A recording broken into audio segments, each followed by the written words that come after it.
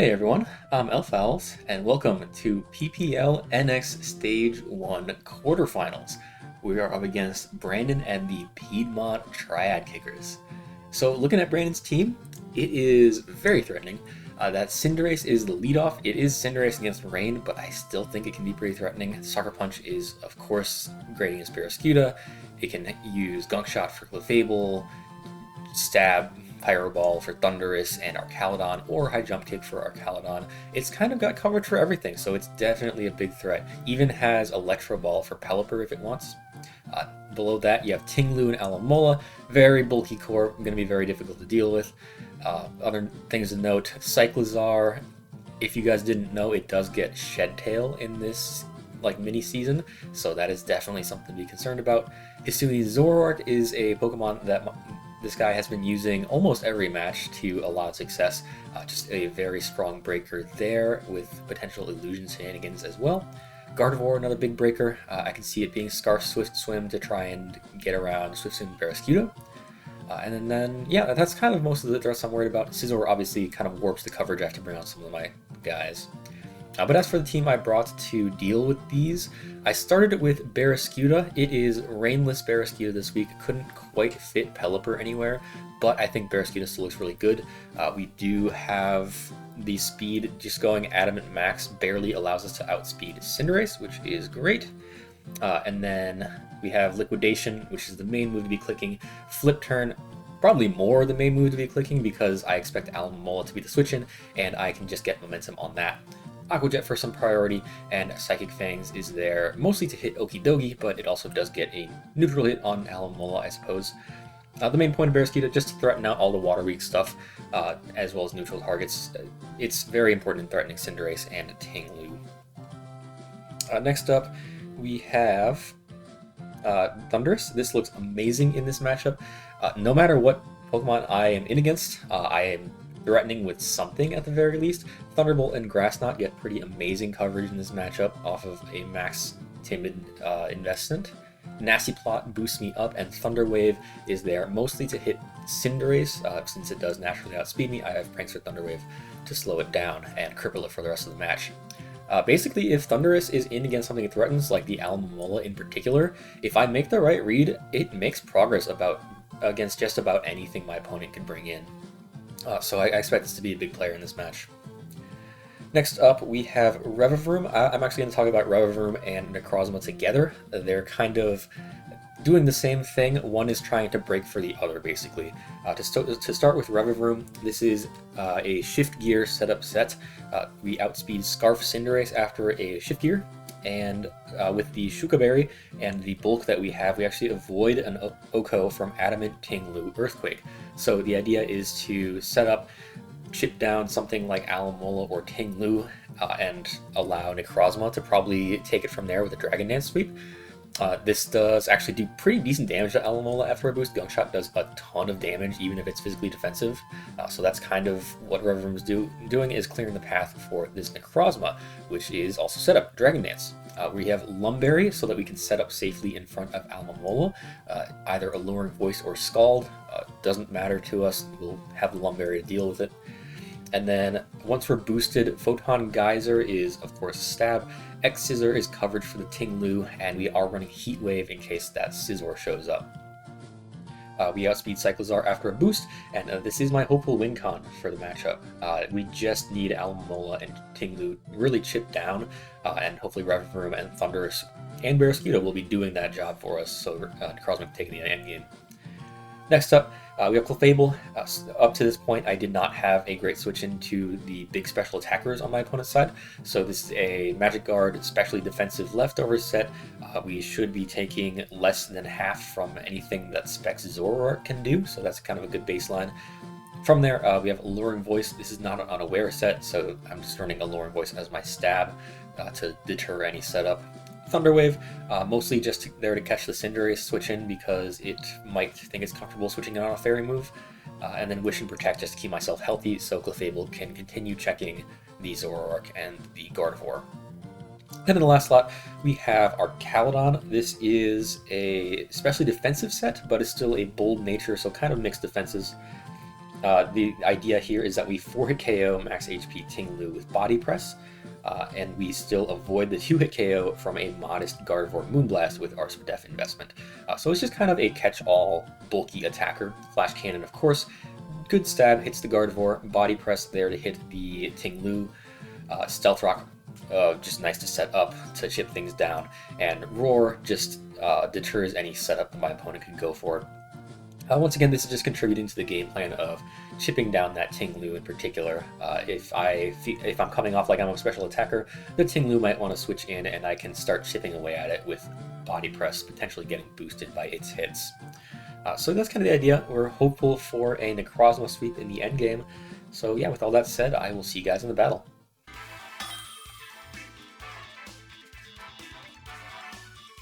Alright, so we are doing this in post-com because I went back to edit the footage for this battle and I found that none of my commentary made it in.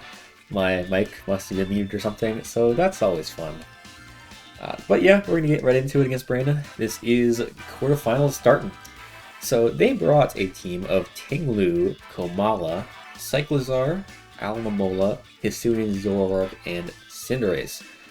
Now, that Komala is definitely a big surprise. Everything else is decently expected. You have the bulky core of Ting-Lu and Mola, the breakers that are Zoroark and Cinderace, and Cyclizar, which is just great utility, plus the obvious Shed Tail user that can be very strong in this matchup. The 6 that I was expecting, like, that 6 slot could have gone to, like, Scizor, which I definitely had some prep here for. That Heat Wave on Necrozma, definitely not as useful without that Scizor around. Would have loved to have something like Morning Sun on it instead, considering the 6 that were brought. And then Gardevoir is also another breaker that's nice to not see here, actually, just because Clefable does not have to wall as many things. It's mostly just here for the Zoroark now. But as you can see, I did go with the Thundurus to lead off. It matches up well into everything. It's such a great Pokemon in this matchup. So it's going to get good damage or paralysis on something early, and that sounds like kind of a sound lead strategy to me. So yeah, we're kicking it off against Brandon. Good luck, have fun to him. And the lead we're going to see from my opponent's side is Cinderace. So obviously Cinderace does outspeed Thundurus, but I do have the Prankster Thunder Wave, which is going to be a great way to cripple this Cinderace early. That is definitely what I go with here. Don't have to think too much about it.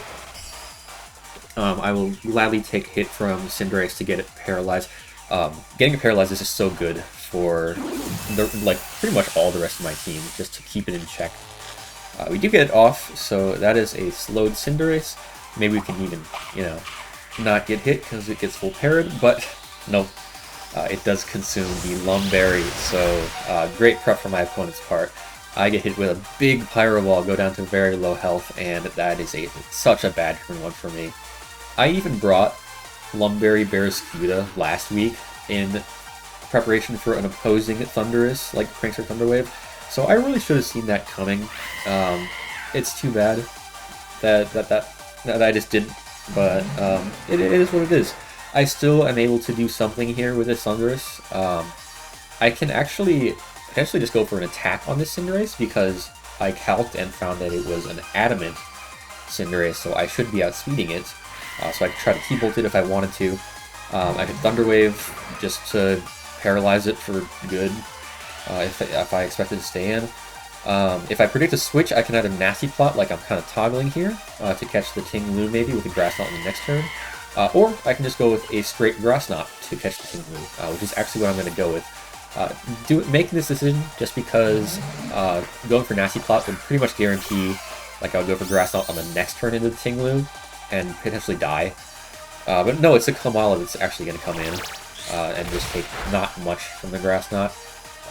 So I kind of made a note here. It's like, oh, they don't want to switch Ting-Lu into my Thundurus, maybe fearing that Grass Knot. So that's unfortunate. At least you got a little damage in the Komala, but I am pretty much determined to get out of here with Thundurus. It's quite useful. Nasty Plot, boosted Grass Knot could be great into Ting-Lu.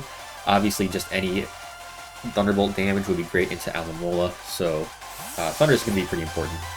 Outspeed most of that team, Thunder Waves the rest. So yeah, our Caledon does show up as a pretty darn good switch into Komala.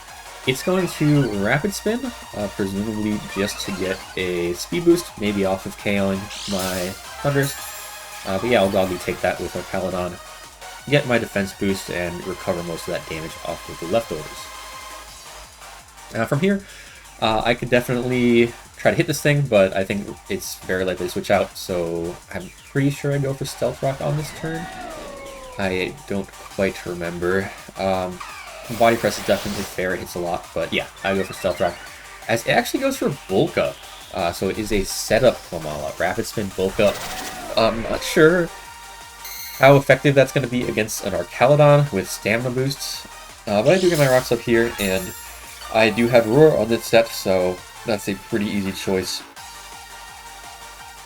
I would definitely take a lot from a potential Earthquake from this Komala, and I expect that is what it's going for here. Yep, that is what we see. You know, I take about half, but at the very least, rocks are up, and this is going to be phased out. And our Caledon is recovering via leftovers. So let's see what comes in. Let's learn together, guys. It is the Cinderace, or it might be, it might not be, because that is 12.5% damage from the rocks, and that means that that's a Zoroark. And I have a very easy switch into Zoroark. It's going to be Clefable. That is pretty much Clefable's only job this match, is to switch into Zoroark and try to cripple it with Thunder Wave, hit it with Learn Voice, or just wish heal stuff back up. So that is what we're going to do.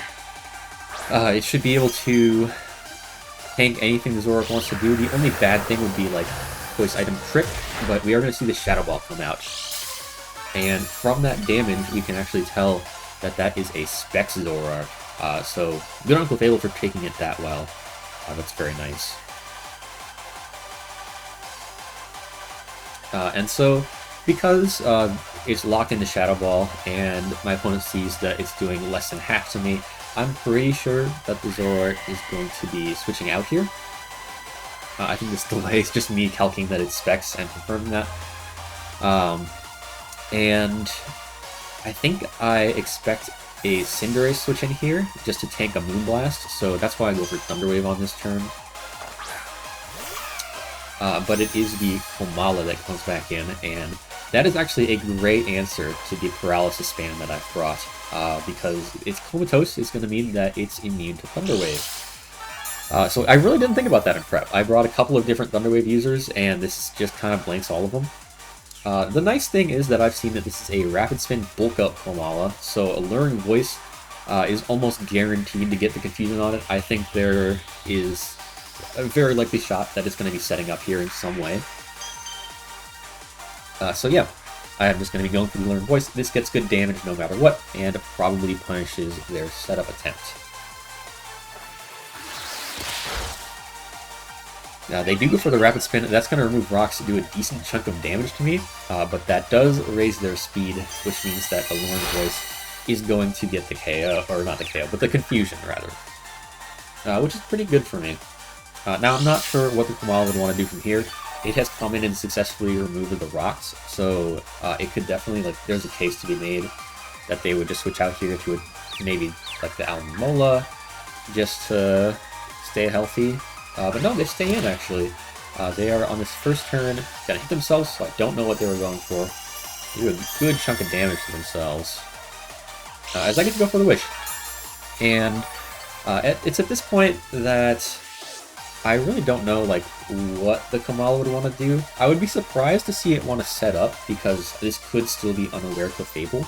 So, for that reason, I kind of want to protect. But at the same time, like, if my opponent does decide to set up, then I can just get the KO right here and now with an Learn Voice and end this interaction at full HP.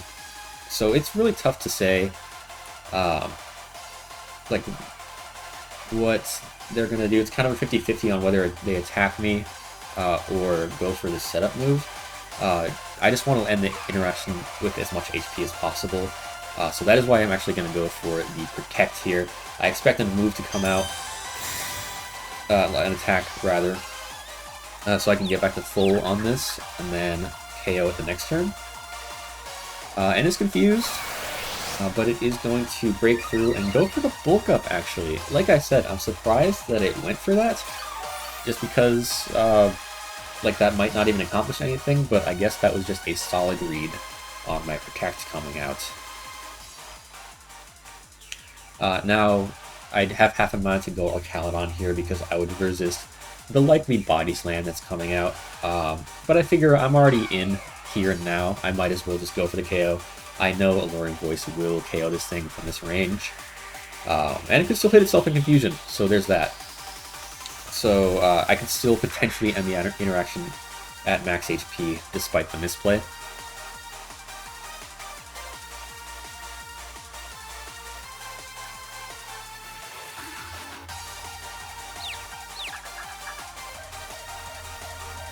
We do see the Kamala still confused, and it does successfully get off the +1 Body Slam. That's going to do so much damage to my Clefable. My opponent definitely found out that I am not unaware, but at the very least, the Kamala goes down. That thing caused much more mayhem than I had anticipated from a Kamala. Got a lot of damage onto my Clefable and my Archaludon, so yeah, I mean, that's good stuff from that Kamala, I'm not gonna lie. But as it is, my Clefable is at pretty low health, and Clefable is my main answer to the Zoroark in the back. Unfortunately, this Cinderace is going to come in, and I don't really have much that I'm comfortable switching into this thing. Barraskewda is a fire resist, but that is not exactly the kind of Pokemon I want to be switching into things. So I unfortunately make the decision to just sack Clefable here, go for the Thunder Wave, I believe. A Thunder Wave or Wish doesn't super matter, because like I'm probably getting taken out here regardless. I kind of cycle through my potential switch-ins, but like Revzoom's weak to fire, obviously. Necrozma could tank a hit, but I need as much HP as possible on it to get a sweep later, and like successfully set up in front of something. So yeah, I really can't pivot much in. There was definitely an argument that Barraskewda could have come in here. It is not super useful if the Alamola's around. Certainly, maybe not as useful as Clefable, because, like I said, I need this thing to wall up on the Zoroark, but it is gone. So that kind of puts me in a rough spot there, but at the very least, I can revenge with Barraskewda, which is always going to outspeed the Cinderace. We even know that it's itemless because it ate the Lumberry earlier. Now I am definitely going to flip turn out here. There's no way the Alomola isn't coming in. So that's a pretty easy decision on my part.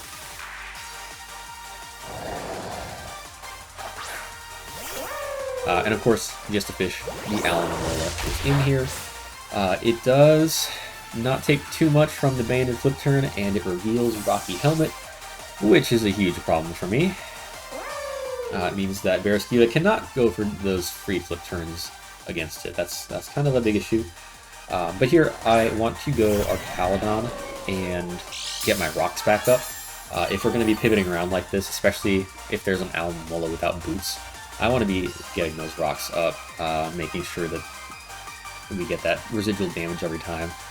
So that's kind of the goal here out of this interaction. I can't damage the Alomola for much, but it can't really hit me back in return. I got my rocks up, I have leftovers recovery, and the Alomola is going to switch out. And that's going to be out to the Cyclizar, and I actually don't hate Cyclizar being in here. This is a pretty spadef Archaludon, so from the health that I'm at, I am pretty good to tank a Draco if I need to, and I have a nice either stab, flash cannon, or super effective body press to go for here. So yeah, I definitely don't mind staying in and getting my damage. Kind of use Archaludon as the bulky attacker that it is.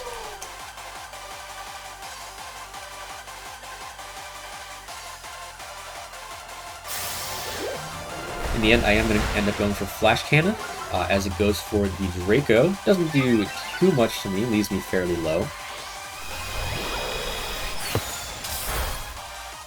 And this Flash Cannon, it is going to do a pretty solid chunk in return. That is a less bulky Cyclizar than I was expecting. Since I'm here post-com, I don't actually know exactly what that spread is, but hey, I definitely took that to a KO. A body press can finish it off, and this is kind of like also here with the intent of luring into Ting-Lu. Like, it switches into Flash Cannon real nice, but like it would not switch into +1 body press very well. So yeah, that is what I'm going to end up going for here. The Cyclizar tries to Shed Tail, which I think was a little bit of a mistake from my opponents. I'm not sure what that was about. But yeah, I get the body press, 8 KOs through the Chople even, and yeah, we're up 5-4 in the match. And our Paladin is in a decent spot here. I'm kind of thinking that the Zoroark is a pretty intuitive answer into this Archaludon. Revenge is pretty easily, and I don't have a switch in. With that Specs Shadow Ball, that would be rough. So that's definitely what I'm expecting them to come in here, and that would be putting me in a pretty rough spot.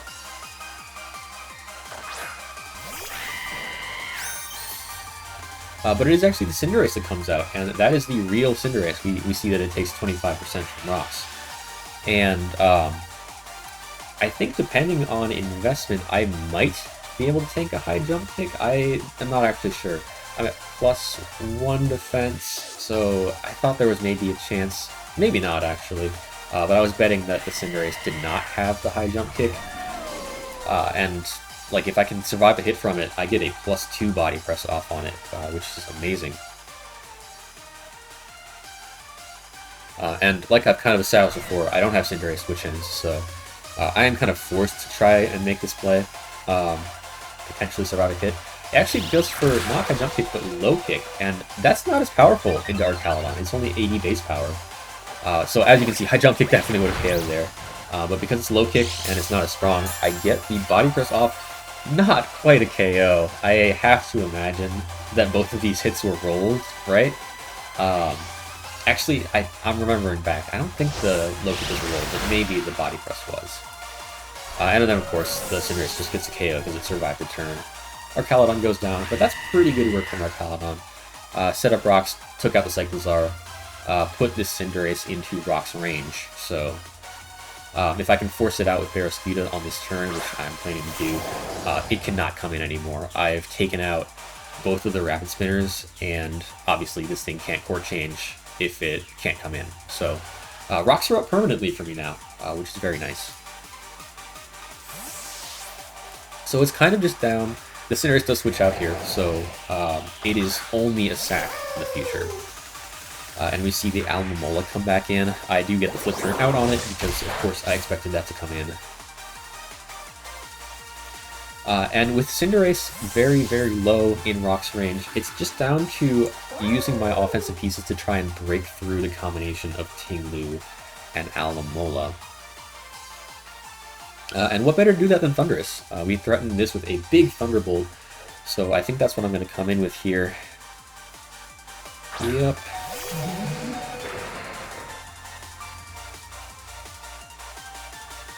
And here, I am kind of thinking, like, wow, my opponent really didn't want to switch Ting-Lu on this Thundurus earlier, and since then I have revealed Grass Knot. So, like, maybe they are not going to switch their Ting-Lu in again. They want to preserve it, presumably for the Necrozma, which is a big threat on my side, hiding in the back. So I'm kind of thinking for that reason, maybe I just Thunderbolt. It can catch the Alomomola trying to stay in. Like, if it reads something like a Nasty Plot, or even just a Grass Knot, which shouldn't be KOing it, it can potentially stay in and just go for like a KO, like with a Scald or something. So because I'm worried about that, I'm going to end up going for Thunderbolt here. I really debated on this, trying to predict the Alomomola stay in, or something coming in like a Ting-Lu. But I really thought that my opponent was saving that Ting-Lu in the back. And it's clear that they weren't, because there it is. And the Thunderbolt is not going to do anything. Really unfortunate. Now, with Ting-Lu in here, I do need a chip on this for Necrozma to end up winning the game. So Obviously, Grass Knot going into it would be quite a bit of chip damage. That'd be very nice. But Thundurus is also really valuable. It's one of my... It is my only Pokemon that, like, super threatens the Alomomola without setting up first. And that's pretty important. But as you can see, I do go for Grass Knot, and looking back on this, I don't know if that was the best move. We don't do that much to the Ting-Lu. We confirm that it's a Spadef set, and we get taken out by the Payback. So that's Thundurus. It's one of my Pokemon that can outspeed that opposing Zoroark. It's my only Pokemon that, like, directly threatens the Alomomola. That was a big piece for me that I just lost in exchange for some damage on the Ting-Lu, but like, we need more than that for Necrozma to sweep, so it's going to be rough. I bring in Barraskewda here, and naturally I'm just going to flip turn out of the Alomomola that I expect to see come in. And this here does represent a good opportunity for me. The Alamola's in, and I can definitely go ahead and set up on it. Necrozma is more designed to set up directly on the Alomomola, just so I can use my Lumberry to avoid damage, or to avoid status from either Alluring Voice or Scald. So that is what I'm going to do. The plan is to set up a Dragon Dance and then go for an X-Scissor as Ting-Lu comes in, and we can get good damage from there.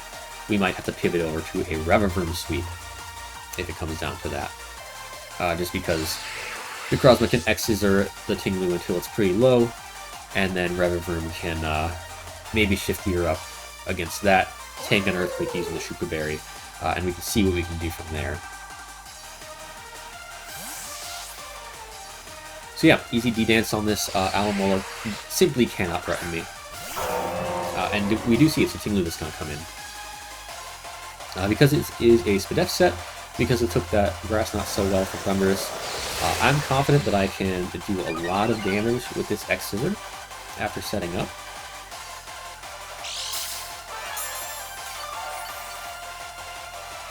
But of course it does give it a chance to retaliate.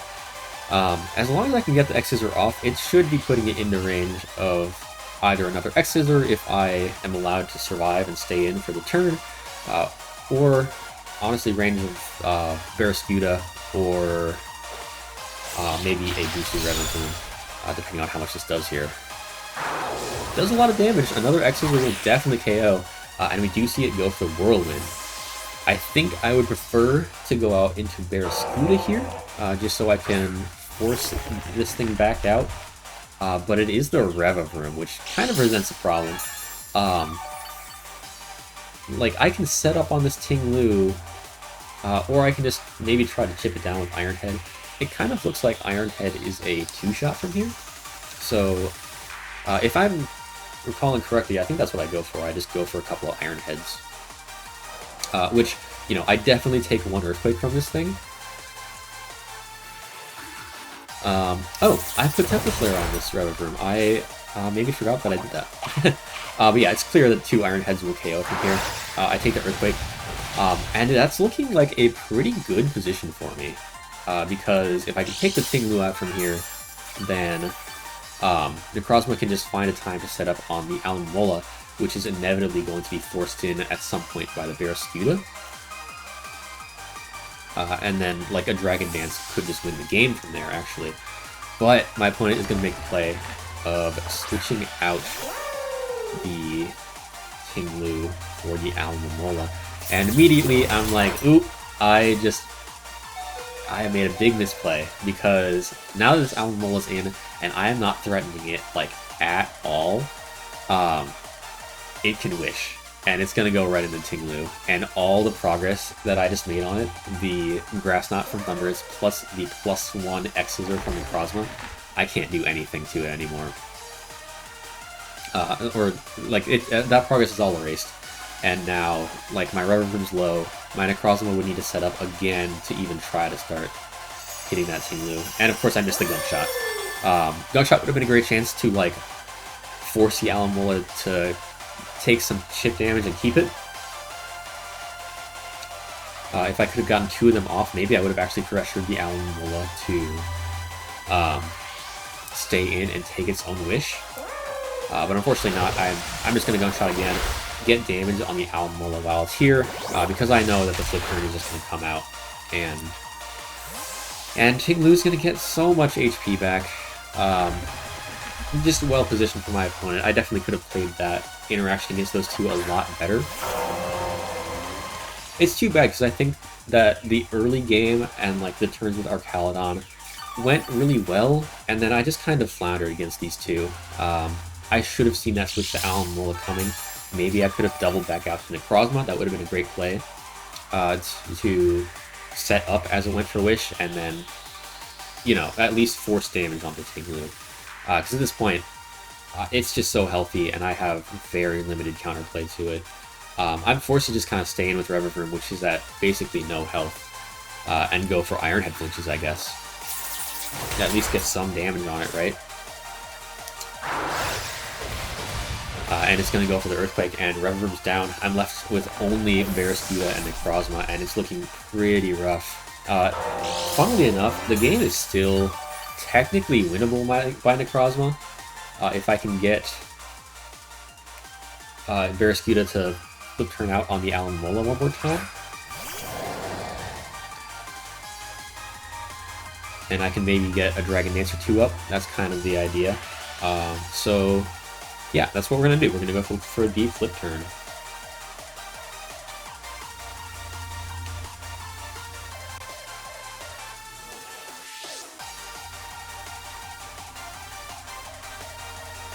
Because this is banded, I believe the Ting-Lu is now in range of the flip turn, if I remember correctly. So it can't really stay in here, and the intuitive switch is Alomomola.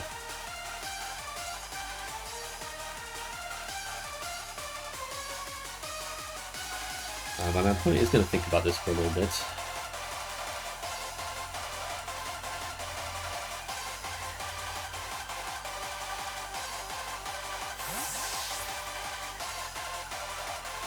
Yep, they do indeed withdraw, and it is back out to the fish. We see this fish-on-fish interaction so many times in this battle. A simple flip turn. And the Alomomola is at half, so that's kind of nice to see. Revavroom allowing some damage to stick onto this Alomomola. And we're kind of back in the same spot. Unfortunately, the Ting-Lu is healthy again, so like a boosted X-Scissor is not going to KO it. But I have to try, right? I have to Dragon Dance up in front of this thing. I so desperately want my opponent to try and scald me. Like, please, go for that burn. Go for that alluring voice for the confusion on this Dragon Dance. And like, maybe I can get one or two more up before the Ting-Lu comes back in and I can KO it. But of course, that's not going to happen. It goes for a flip turn, as it should. And it's Ting-Lu that's going to come in to eat this X-Scissor all day. Now, as I'm looking at this Ting-Lu, and I'm looking at the calcs, I'm seeing that a boosted payback, like one boosted from being hit earlier in the turn, would actually KO this Necrozma set. So for that reason, I'm like, oh, well, if he sees that, he's probably going to go for payback. So I'm going to Dragon Dance up and only take a 50 base power payback. And then maybe I can go ahead and KO it on the next turn with +2 X-Scissor. No, of course, he went for Whirlwind. I was trying to make a play there. I really should have just gone for that X-Scissor, and maybe I would have been in a better spot. But at the very least, we have Barraskewda come in. And, I mean, it's another free flip turn.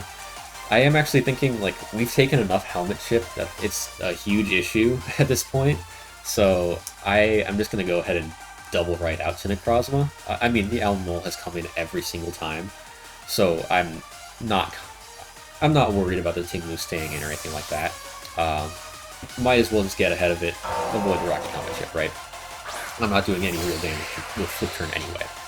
So yeah, we do bring Necrozma in. And yeah, the Ting-Lu does switch out, so we're fine there. But it's actually the Cinderace that comes in on a great play from my opponent. It goes down to rocks. And now they just have a free Zoroark revenge, and there's straight up nothing I can do about that. It seemed like their play was to bring in Cinderace on the flip turn, and my flip turn fails as it goes down. and then Alomola would come in. I would be forced to flip turn out on that, and then it would flip turn to Zoroark anyway. So it's not like my doubling out actually did anything. Here I'm realizing that the game is just over. I have already confirmed that this is a choice spec set, so Shadow Ball's absolutely taking me out. And it's not like I can switch Barraskewda in. And then once the cross was down, Barraskewda could revenge this, but it's not breaking through to Alomola. So yeah, that's going to be game against Brandon. This Shadow Ball, I'm hopeful that I live it. Maybe I can Dragon Dance, but nope. Nope. And then, yeah, only a matter of time. I bring Barraskewda in, and I think I'm just going to go for the liquidation here, playing the KO on the Zoroark. Maybe bring it to a 2-0 instead of a 3-0, right?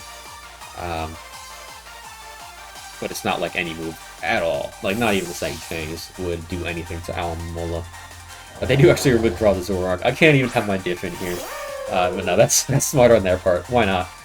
Like, literally, Alomola will never take any damage from Barraskewda, no matter what I'm going for.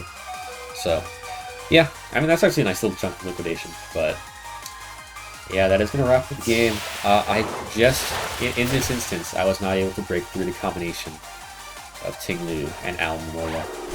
I think if I had played my Thundurus better, specifically, if I had maybe played that Wish turn a little bit better, doubled out Necrozma, so I could like force more damage on there, that would have been helpful. Could have brought the game closer. I think there were a couple opportunities where either a Shift Geared Revavroom or a Dragon Dance Necrozma could have like broke away there, but it just did not quite happen. But yeah, that is going to do it for PPL NX Stage 1. I made it to Gold Quarters, and then I'm out there. So yeah, it was a good season. I'm really happy about it. Only took one loss in the regular season, the one loss in playoffs here, to a really good player, honestly. So yeah, well played my opponent, good game. And yeah, I'll see you guys for Stage 2. Very excited about that one. So catch you next time. Thank you for watching.